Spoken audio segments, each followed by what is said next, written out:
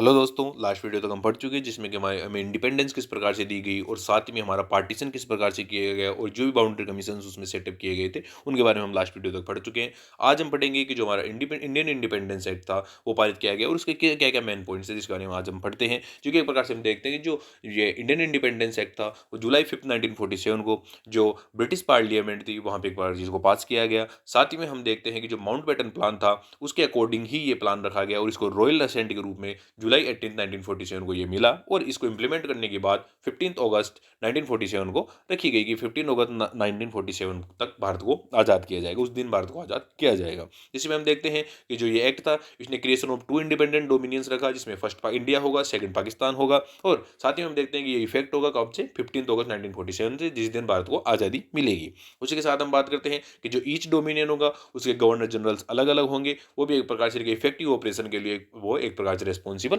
होंगे। इसी के साथ हम बात करते हैं कॉन्स्टिट्यूएंट असेंबली थी वो सभी डोमिनियंस के लिए अलग अलग होगी और एक प्रकार से उनके अलग अलग पावर्स होंगे। वो एक प्रकार से हम देखते हैं जो लेजिस्लेचर्स है वहाँ की जो एक प्रकार से डोमिनियन के जो डोमिनियंस की लेजिस्लेचर्स है उनके अलग अलग पावर्स होंगे, उनके अलग अलग एक्सरसाइज वो अपनी वर्किंग करेंगे। उसी के साथ हम बात करते हैं जो एग्जिस्टिंग सेंट्रल लेजिस्लेटिव असेंबली है और जो काउंसिल ऑफ स्टेट्स है वो भी एक प्रकार से ऑटोमेटिकली डिजोल्व हो जाएंगे और एक प्रकार से जो आगे की जो गवर्नमेंट चलाने का वर्किंग है वो कॉन्स्टिट्यूएंट असेंबली के द्वारा ही किया जाएगा। उसी के साथ हम बात करते हैं for the transitional period till a new constitution was adopted कि जब तक एक प्रकार से जो ट्रांजिशनल पीरियड है आप नया कॉन्स्टिट्यूशन बनाते हैं, जब तक भारत ब्रिटिशर्स का कॉन्स्टिट्यूशन चल रहा है उसके बाद में आप तो नया जो कॉन्स्टिट्यूशन है वो बनाते हैं, तब तक एक प्रकार से जो सभी डोमिनियन है उनके पास जो government of two dominions what to be carried on in accordance with the government of India 1935 कि एक प्रकार से आपको अपना कॉन्स्टिट्यूशन है, जब तक आपका नया कॉन्स्टिट्यूशन बनता है तब तक आपको गवर्नमेंट ऑफ इंडिया 1935 है उसको एज ए कॉन्स्टिट्यूशन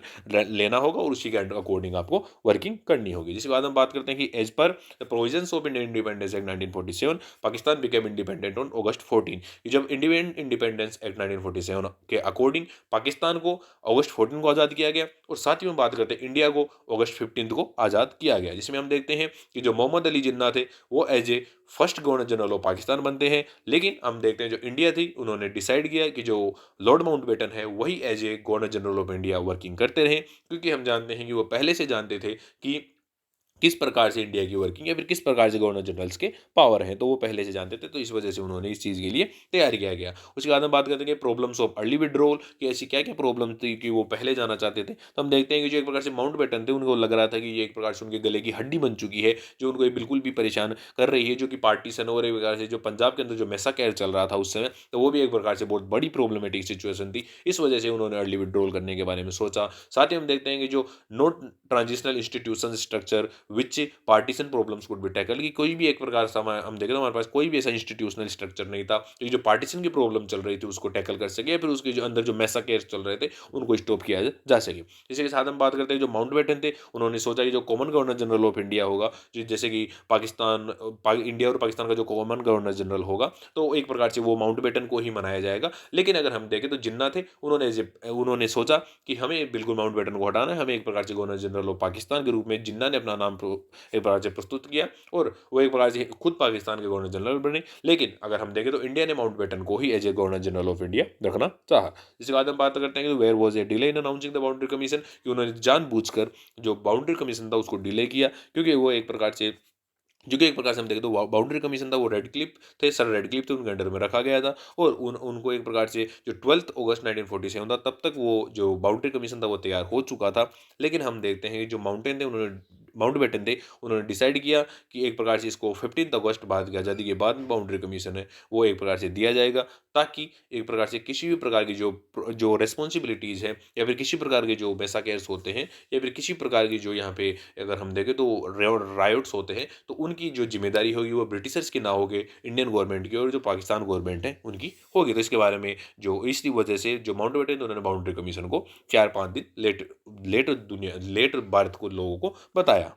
जिसके बाद हम बात करते हैं जो हमारी अलग-अलग स्टेट्स थे, अलग-अलग प्रोविंसेस थे, अलग-अलग प्रिंसली स्टेट्स थे, इनको किस प्रकार से इंटीग्रेशन किया गया इनको, इसके बारे में बात करते हैं कि जो 1946-47 में एक प्रकार से हम देखते हैं कि जो स्टेट पीपल मूवमेंट है वो कंटिन्यूअसली एक प्रकार से पॉलिटिकल राइट्स की और एक प्रकार से इलेक्टिव रिप्रेजेंटेशन की, जो कि कॉन्स्टिट्यूएंट असेंबली थी उसके अंदर इलेक्टिव इलेक्टिव रिप्रेजेंटेशन की कंटिन्यूअसली बात कर रहे थे और एक प्रकार से वहाँ पे अलग ही मूवमेंट चल रही थी कि जैसे सभी लोगों को एक प्रकार से रिप्रेजेंटेशन चाहिए था, एक प्रकार से जो इलेक्टेड उनके रिप्रेजेंटेटिव्स होने चाहिए थे, तो इस वजह से लोग कॉन्स्टिट्यूट एक प्रकार से हम देखें तो जो वहाँ के जो ऑटोक्रेटिक रूल्स चल रहे थे उनके काफ़ी खिलाफ थे। इस वजह से इसके बाद हम बात करते हैं जो नेहरू जी थे, उन्होंने all India state people's conference हुई, जिसको एक प्रकार से उनको प्रेसिडेंट किए, वह फिर उनके प्रेसिडेंट के रूप में हुए। उन्होंने उदयपुर में 1940 से 45 के अंदर ये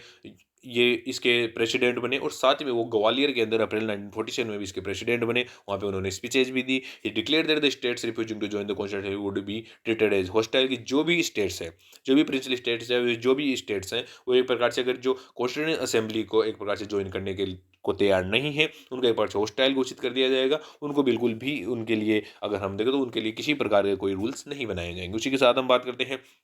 कि जुलाई 1947 को वल्लभ भाई पटेल थे, उनको एक प्रकार से न्यू स्टेट्स डिपार्टमेंट था, उसका एक प्रकार से नया चार्ज दिया गया। उन्हें वो मिनिस्ट्री जो वल्लभ भाई पटेल थे उन्हें सौंप दिया गया। इसके बाद हम देखते हैं जो पटेल थे उन्होंने इंडियन स्टेट्स को सभी को एक प्रकार से 2 फेजेज़ के अंदर उन्हें भारत के अंदर मिलाना चाहा। इसमें उन्होंने एक प्रकार से बहुत से ज़्यादा उनके ऊपर प्रेशर डाला। साथ ही में हम देखते हैं तो उनके एक प्रकार से टैक्टिक्स यूज़ की और इस प्रकार से उनके जो अलग-अलग फेजेज़ के अंदर उन्होंने इनको जो इंडियन इंडियन जो यूनियन था उसके अंदर मिलाने की कोशिश की। जिसके बाद हम बात करते हैं कि फेज़ फर्स्ट स्टार्ट हुआ। इसमें कि हम बात करें जो 15 अगस्त 1947 हुआ, उस तक सभी स्टेट्स जिनमें कि केवल कश्मीर, हैदराबाद और जूनागढ़ ही ऐसे स्टेट्स थे, उन्होंने जो इंस्ट्रूमेंट ऑफ एक्सेशन था वो साइन नहीं किया था। इनके अलावा सभी स्टेट्स थे वो इंस्ट्रूमेंट ऑफ एक्सेशन साइन कर चुके थे। साथ ही में जो इंडियन गवर्नमेंट थी उसकी जो सेंट्रल अथॉरिटी थी उसके कंट्रोल में होंगे, लाइक जैसे डिफेंस अफेयर्स, एक्सटर्नल अफेयर्स और कम्युनिकेशन थे। ये ऐसे जो सिस्टम्स थे जो सेंट्रल गवर्नमेंट के कंट्रोल में होंगे, तो इसके ऊपर भी सभी जो स्टेट्स थे वो साइन कर चुके थे। उसी के साथ हम बात करते हैं फेज सेकंड की, जिसमें सेकंड फेज इन्वॉल्व है, जिसमें एक प्रकार से हम देखते हैं ये काफ़ी ज़्यादा डिफिकल्ट प्रोसेस स्टार्ट हुआ, जिसमें कि जो नेबरिंग प्रोविंसेस थे उनको भी एक प्रकार से इनमें मिलाने की कोशिश की गई, लाइक जैसे काठियावाड़, जो उसी के साथ साथ विंध्यन जो कि मध्य प्रदेश में है, राजस्थान और हिमाचल प्रदेश, तो ये सभी एक प्रकार से हम देखें तो इनको एक जो कॉन्स्टिट्यूएंट चेंजेस इनमें किए गए, तो इस वजह से काफ़ी ज़्यादा प्रॉब्लमेटिक सिचुएशन थी। और एक प्रकार से हम देखें तो ओल्ड बाउंड्री सेमी दिए, एक प्रकार से हम देखें तो 4 semi their old boundaries like Hyderabad, Mysore, Travancore, Cochin, तो इनको भी एक प्रकार से भारत में मिलाने में काफ़ी ज़्यादा प्रॉब्लम स्टेब्लिश हुई। इसके बाद हम बात करते हैं कि जो rapid political unification of the country after independence was Patels greatest achievement. हम देखते हैं तो जो वल्लभ भाई पटेल थे उनको काफ़ी बड़ा माना गया कि उन्होंने एक प्रकार से पूरे कंट्री को यूनिफाई किया और साथ ही में उनकी जो एक प्रकार से हम देखें तो उन्होंने जिस तरीके से जो प्रिंसली स्टेट्स थे उनको प्रेशर डाला या फिर किसी भी प्रकार से उनको टैक्टिक्स यूज की और एक प्रकार से उन्होंने इंडिया के अंदर उनके जो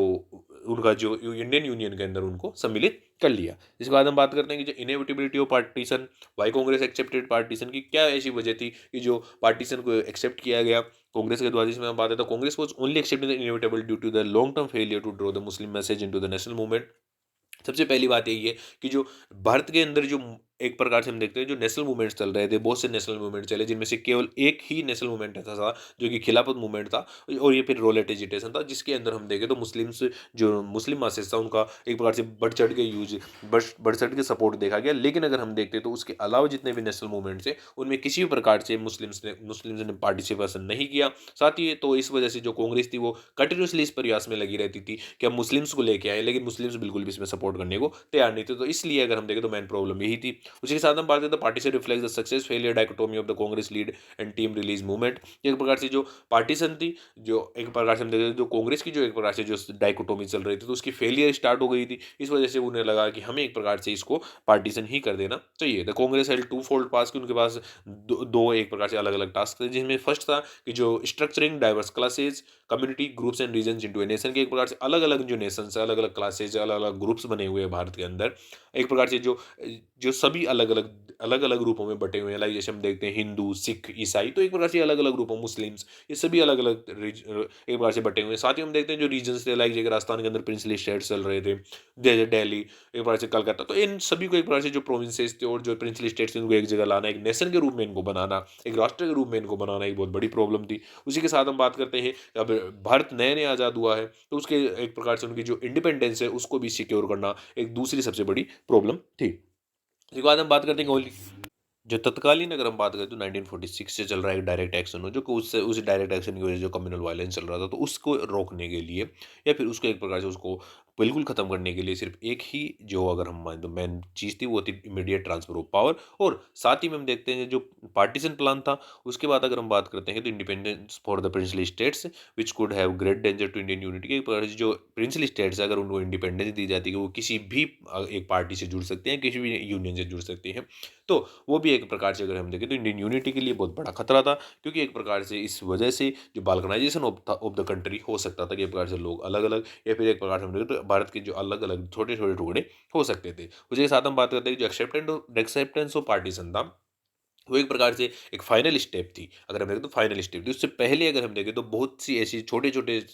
इंसिडेंट्स हुए, जहाँ पे एक प्रकार से जो सेपरेट मुस्लिम स्टेट को बनाने की बात पहले से ही एक्सेप्ट की जा रही थी धीरे-धीरे। और एक प्रकार से अगर हम देखें तो एक्सेप्टेंस ऑफ पार्टीशन था, उसको लास्ट में एक प्रकार से फाइनल एक्ट के रूप में इसको एक्सेप्ट किया गया। जिसमें सबसे पहले बात करें जो क्रिप्स मिशन था जिसने 1942 में एक प्रकार से हम देखें तो मुस्लिम मेजॉरिटी प्रोविंसेस थी, उनकी ऑटोनॉमी को एक्सेप्ट किया। उसी के साथ हम देखते हैं जो गांधी जिन्ना टॉक्स हुई जो कि 1944 में हुई थी, उनके अंदर जो गांधी जी थे उन्होंने right to self determination of Muslim majority provinces को एक्सेप्ट किया। उसी के साथ हम बात करें जो कैबिनेट मिशन प्लान आया जो 1946 में आया था, उसने कांग्रेस ने एक प्रकार से हम देखते हैं तो possibility of Muslim majority provinces to a separate constituent assembly को भी एक्सेप्ट किया। इस प्रकार से हम देखते हैं तो बहुत से ऐसे प्लान्स आए, लाइक जैसे हम बात करें तो जो official reference in Pakistan came in March 1947 when Congress working committee resolution stated that Punjab must be partition if the country was divided, कि जहां पे कांग्रेस वर्किंग कमेटी थी उन्होंने एक प्रकार से सबसे पहले ये चीज़ डिसाइड की थी कि अगर भारत का अगर हम देखें तो भारत का पार्टीशन होता है तो एक प्रकार से पंजाब का पार्टीशन होना बहुत ज़रूरी है, क्योंकि पंजाब के पार्टीशन के साथ ही अगर हम देखें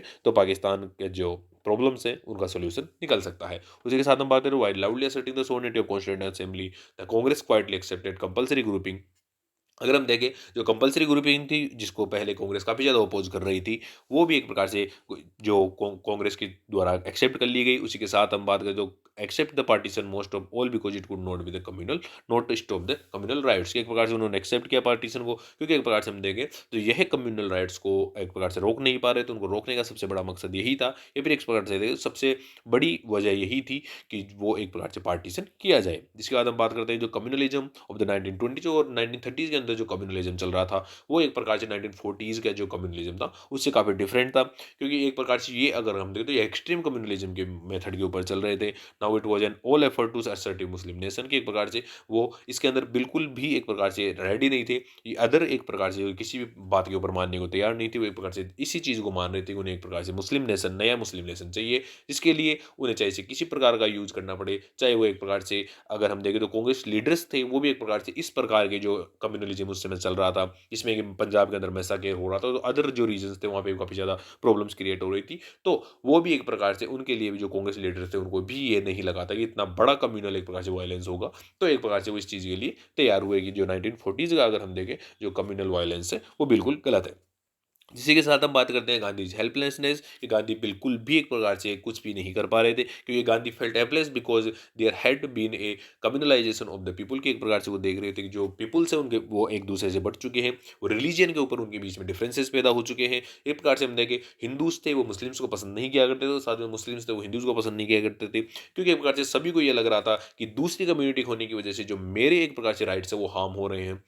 मुस्लिम्स को ये लग रहा था हिंदुओं की वजह से उन्हें प्रॉब्लम्स हो रही है, और एक बार हिंदुओं को ये लग रहा था कि वो मुस्लिम्स के रूप में मुस्लिम्स की वजह से उनको प्रॉब्लम हो रही थी। इस वजह से गांधी बिल्कुल भी इसके अंदर कुछ नहीं कर पाए। साथ ही में उनके पास किसी प्रकार का कोई ऑप्शन नहीं था। अगर उन्हें इन जो एक प्रकार से लोगों के ऊपर जो एक प्रकार से हम देखें तो जो मैसाकेर्स हो रहे हैं या फिर जो वायलेंस हो रहा है उसको स्टॉप करने का सबसे बड़ा अगर हम देखें तो